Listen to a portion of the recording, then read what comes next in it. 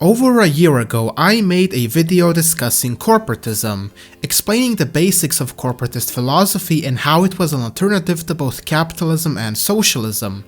Truth be told, despite believing in corporatism at that time, I never really knew that much of it in detail, and the video clearly shows that. In it, I just explain how corporatism is all about class unity, but never really given an in-depth explanation about, for example, what makes it so different from capitalism, which is a common critique I received. And this can also be seen across all other videos on YouTube discussing corporatism. They always delve into the theory of class harmony and collaboration, but never really address the exact details and what makes it so special and distinct from either capitalism or socialism, and, as I said, I was guilty of this as well. But ever since making that video, I have acquired a lot more knowledge on corporatism, whether that would be through books or conversing with other like-minded corporatists who were a lot more educated on the subject than I was. Because of this, I feel ready to dive into this topic again. Instead of making a single video on the subject of corporatism, I am instead going to be making an entire series around it, my aim being to deliver the most in-depth documentary on corporatist economics YouTube has ever seen. In this first part, I am going to be discussing the theory of corporatism, or how one can come to define it, all the while comparing it to capitalism and communism. While one may define corporatism with class unity, it's actually much more deeper than you may think. I would highly recommend everyone to first watch my previous video on corporatism. While it may not be as in-depth, it certainly is a good introduction to it. I also recommend watching Monsieur Z's video on corporatism, since he also gives a fair introduction. Without further ado, it is time to ask ourselves, what exactly is corporatism? During the past 50 years, ever since the Second World War, there have been two great rival alternative approaches in the field of economics and society as a whole. These two approaches are Liberalism and Marxism. These two systems dominated the world during the Cold War, always being at each other's throats on which system was the best one. However, there has always been a third approach, one that is an alternative to both liberalism and Marxism, and that is corporatism. For a long time, liberalism, Marxism, and corporatism have offered competing perspectives on society, governance, and state-society relations. Even though corporatism presumably died out after the Second World War, there were not that many studies about it, and more time and focus was invested in studying capitalism and communism. In liberalism, interest groups like, for example, labor, business, farmers, religious bodies, etc. are free, unfettered, and completely independent from the state. These interest groups can organize on any issue. In the modern liberal state, there are few if any restrictions on interest group activities. This is why in the United States and in other parts of the Western world, there are thousands of interest groups, all competing amongst each other, and according to liberal and free market theory, the state plays a relatively minor if any role at all. Under Marxism, the exact opposite rules apply. The state is powerful and absolute, dictatorship of the proletariat as Marx put it, while interest groups are completely subordinated. The word totalitarian itself implies total control. No groups or associations are allowed to exist freely or apart from the state, and these interest groups have no independence or autonomy apart from the government. Unlike liberalism, under Marxism, it is the state that makes all the important decisions, while the interest groups serve as window dressing to the regime in power, at times also helping to implement the state's policies. And now we come to corporatism. Corporatism is an intermediary position between liberalism and Marxism, making itself comfortable somewhere in the middle. Corporatism, as I previously stated, represents a third way, an alternative route to modernization that tries to avoid the disadvantages of the previous two systems. On one hand, Corporatism advocates for a strong guiding and directing state, but not one that is totalitarian like in Marxism. On the other, corporatism is usually characterized by state-structured and regulated interest groups, but not by total control like in Marxism, nor the completely unfettered and free interest group struggle in Liberalism. At the same time, corporatism advocates class and interest group harmony over conflict, and seeks to accomplish this by integrating interest groups that represent all sectors of society into the decision-making structure of the state. So, to sum it up, under corporatism we have a strong but not totalitarian state, structured interest groups, neither totally controlled nor fully free, and interest groups are integrated into state decision-making. To give a clearer picture, we need to think of this as a spectrum. On one hand, we have liberalism, a weak state and usually strong interest groups. On the other, we have Marxism, a totalitarian state and weak, totally controlled interest groups. And in between that, we have corporatism, a strong but not totalitarian state, structured interest groups that are partly free, partly controlled. However, it is also very important to remember that corporatism is not a unified idea that only has one doctrine. Just like many systems, corporatism has its fair share of variations that can vary in their approach to interest groups, like for example the Nordic model followed by Scandinavian countries. The Nordic model is actually modeled after corporatism. It allows relatively free interest groups, permits widespread public participation, and has a limited state. This is usually referred to as social corporatism, democratic corporatism, or open corporatism. Other corporatist systems, such as those seen in Franco's Spain or Salazar's Portugal, had a strong state and strict control over interest group activity. These regimes mostly verge on authoritarianism. So we must therefore remember that there are hard as well as soft versions of corporatism, secular as well as religiously based corporatism. More on that later in the series. Not every corporatist state is gonna be the same, and at times they may even add their own twist to it. So even though considerable variations exist among corporatist regimes, the distinguishing characteristics are still those 3 points that I brought up previously. In his work, Corporatism and Comparative Politics, which is one of the sources used for this series, author Howard J. Wiarda would say that there are 4 forms of corporatism, specifically the 4 stages corporatism has gone through and evolved throughout history. Those are natural corporatism, ideological corporatism, manifest corporatism, and modern Neo-Corporatism. Let's take our time to analyze and examine each one. First off, we have natural corporatism. This type of corporatism is seen in many old societies like Africa or Asia that value community and group identity over individualism. By natural corporatism, I mean the way groups like clans, tribes, or communities are central to politics and society in many parts of Africa, East Asia, and South Asia. Even in Western Europe, before major changes brought by the Renaissance, Enlightenment, and Industrial Revolution, there were similar community-focused setups. Examples include extended families, neighborhoods, religious groups, and guilds. These corporatist structures have been around for a long time and grew naturally within their societies. Natural corporatism often acts as a bounding force in early pre-modern societies. It highlights basic, long-standing social structures, often existing before modern countries were formed. This corporatism is usually rooted in the society's historical political culture, which is why some may even say that there is a link between corporatism and the local culture. Leaders of emerging or new states might use these traditional corporatist structures to strengthen their power.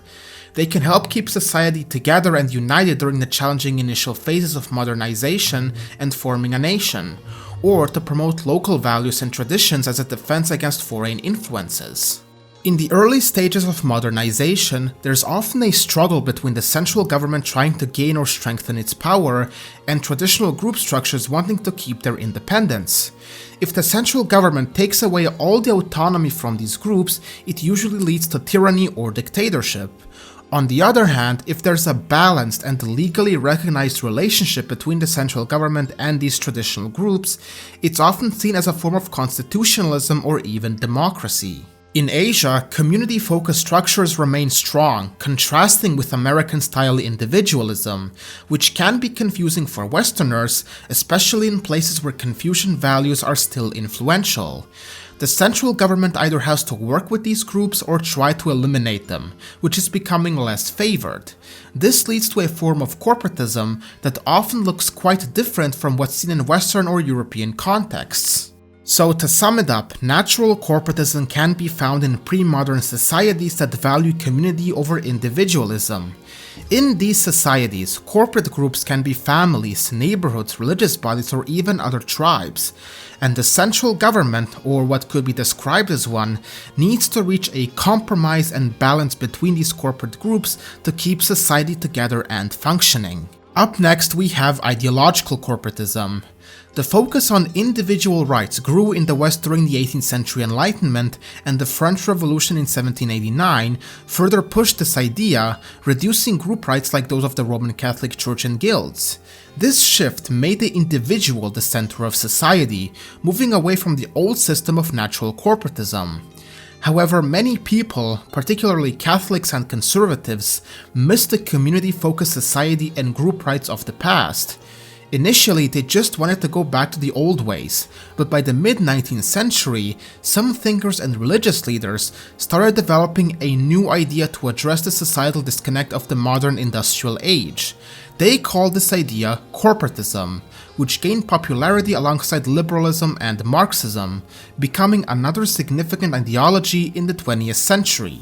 Around that time, corporatism suggested organizing society around its main groups like families, neighborhoods, workers, farmers, business, and others, instead of focusing on individuals. These groups would have a say in economic and social decisions, and along with the government, they would manage their own members. They would acquire their own special parliament on these matters. Instead of the usual one-person, one-vote system, in corporatism, representation in this parliament would be based on groups. For example, a certain number of seats for the military, another for business, and so on. And all these interest groups would nominate their representatives. There would be quote-unquote corporations formed representing both workers and managers to help set wages, prices, and production in different industries. This way, the focus shifts from individual interests as seen in liberalism to group interests. It also aims to replace the class struggle idea of Marxism with a more harmonious class relationship. In the early 20th century, corporatism became popular in places where extreme liberalism was causing chaos, like Spain and Portugal, where there was fear of escalating class conflict or a potential revolution, like in Germany and Italy, or where governments needed to control the economy during tough times like depressions or unchecked capitalism, which was the case in many countries, especially during the 1920s, 1930s, and early 1940s, before World War II ended. Corporatism was a widely accepted idea in Europe and Latin America. It was a hot topic with a lot of books, articles, and news stories discussing it. Up next, we have manifest corporatism. Corporatism seemed good in theory, promoting community and class harmony, but its reputation was very damaged in the 20th century, at least in the short term based on the types of corporatist governments that came to power. Countries like Fascist Italy, which adopted the principles of corporatism into their economic system, and other countries quickly turned authoritarian or totalitarian once in power. Instead of creating class harmony, these regimes used harsh methods to control all groups, especially organized labor, representing a much harder version of corporatism that I previously brought up. After World War II, with the defeat of Germany and Italy, corporatism lost its appeal as it was associated with these regimes. This is in stark contrast to the criticism Marxism gets. When discussing communism and why it is a failure, we bring up its practices like famines and causing the deaths of millions of people. But the criticism of corporatism doesn't come from how it was practiced. In fact, for the vast majority of these countries, corporatism worked pretty decently, or in the case of Portugal, it made it incredibly prosperous and modern.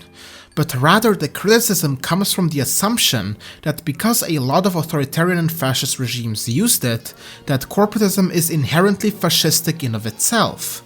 But there were also other reasons why corporatism was unable to make its great debut in the early 20th century. Firstly, the looming threat of war in the 1930s made it hard to carry out the social changes corporatism aimed for. Secondly, the Great Depression during the 1930s meant there wasn't enough money for reshaping society in a corporatist way. Thirdly, these governments realized they needed support from big businesses to keep their economies going, so they often let the business sector avoid corporatist changes. And fourthly, the corporatist governments tried to control organized labor heavily, fearing it could lead to revolutionary movements, which at that time was a serious threat. This went against the corporatist idea of class harmony, as trade unions were harshly suppressed instead. For these reasons, Salazar's Portugal could be considered the most successful corporatist economy in history, lifting a previously underdeveloped corrupt country into a regional and industrialized power. And because Portugal didn't really have that many of those previous worries I brought up, they could focus a lot more on reshaping their country to the corporatist system. But again, this does not mean other corporatist countries were failures, they were at most pretty decent. And finally, we have modern Neo-Corporatism. This type of corporatism is very much different from the kind of authoritarian top-down and statist corporatism many interwar countries practiced. Neo-Corporatism, also sometimes called societal or democratic corporatism, is present not in developing nations, but in already modern industrial and social welfare-oriented countries. Neo-corporatism incorporates societal or interest groups directly into the decision-making machinery of the modern state on issues such as industrial planning, social welfare, pensions, and so forth. Usually the groups involved in such incorporation are economic, trade unions, employers, and farmer groups, though depending on the policy issue, cultural, social, and professional groups may also be involved. Neo-corporatism is mainly present in advanced European countries where business, labor, and state have often reached a tripartite agreement, or what is often called a social pact. Usually, these social pacts are carried out with government guidance, like for example labor giving up its right to strike in return for employers granting wage increases and expanded benefits, and these pacts can be very much mutually beneficial. Labor gets more money and benefits, business gets stability and continuous productivity, and the state quote-unquote buys social peace. The exact details and explanations on how this social pact works I will be explaining in a later part, where I will dedicate a video solely on how industrial management and distribution of the means of production work under corporatism.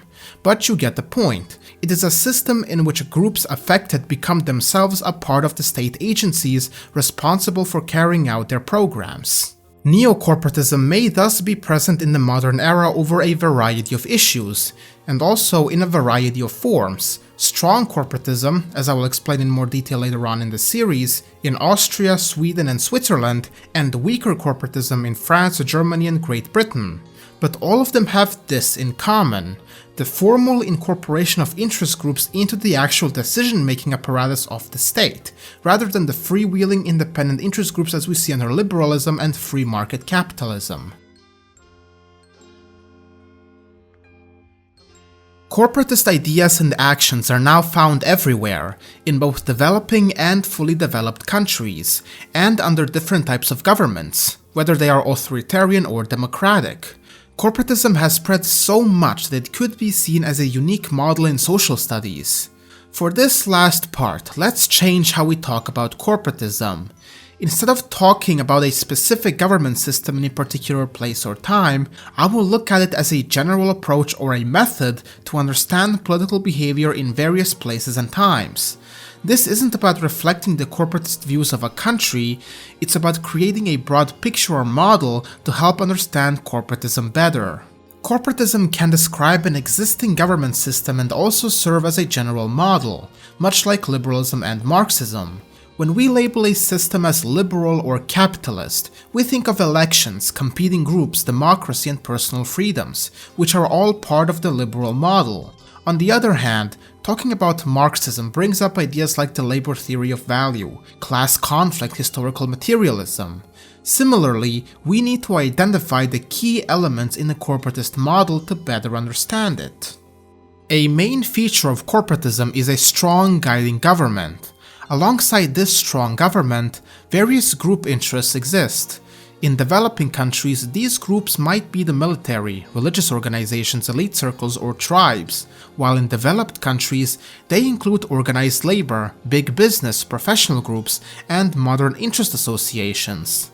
In a corporatist system, the government aims to organize, regulate, and sometimes even take full control of these groups to prevent excessive competition and to better coordinate state policies.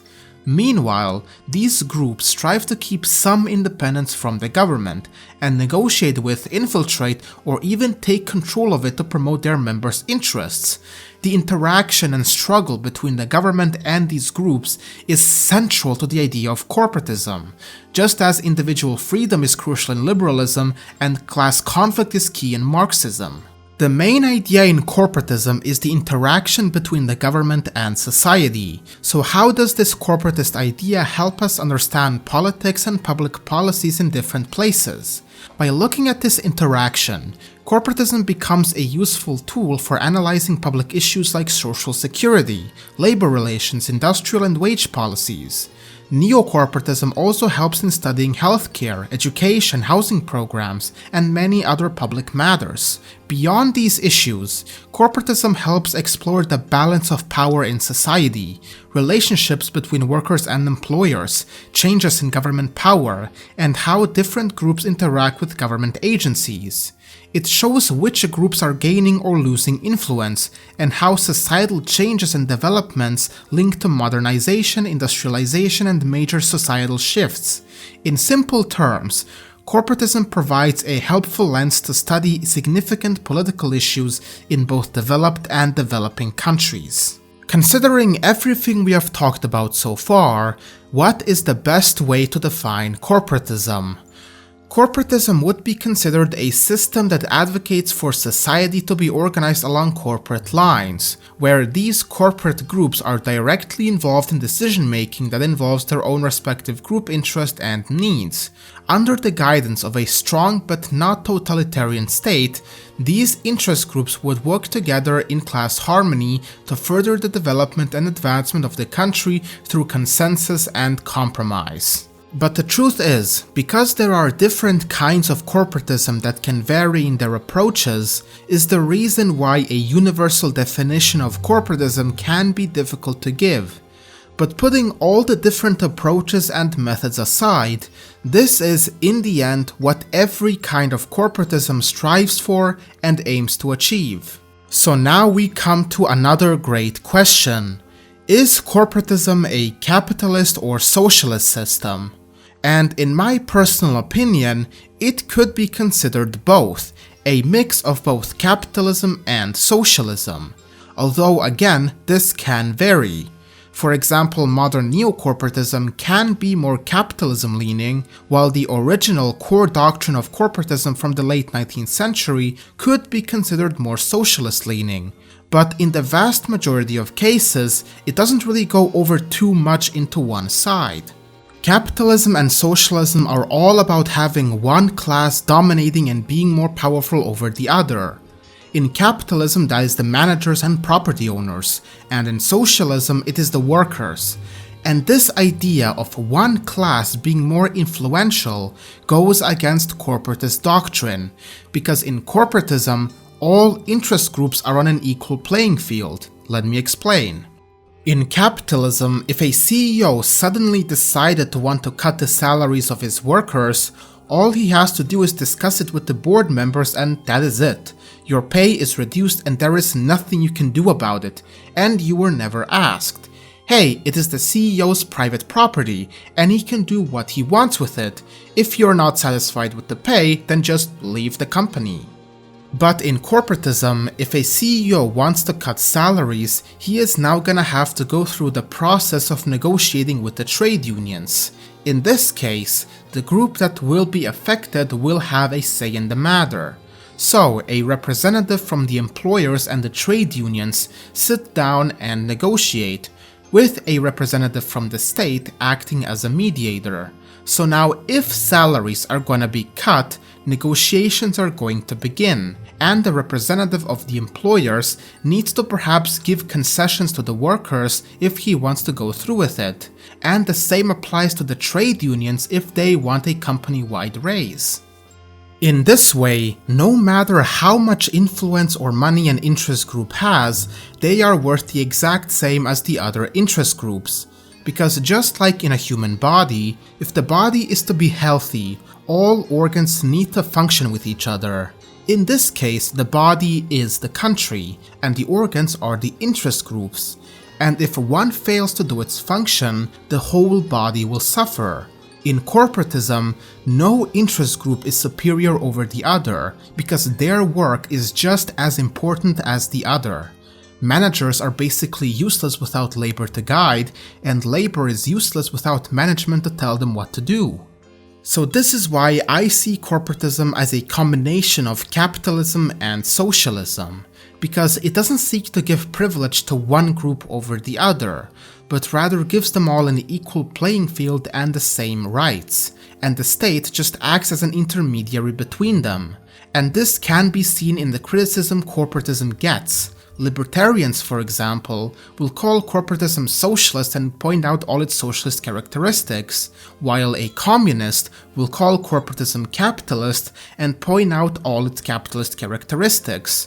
But this just proves that corporatism is both. Neither libertarians nor communists can comprehend that a system can have a bit of both, but they only choose to see the world as either capitalist or socialist, nothing in between.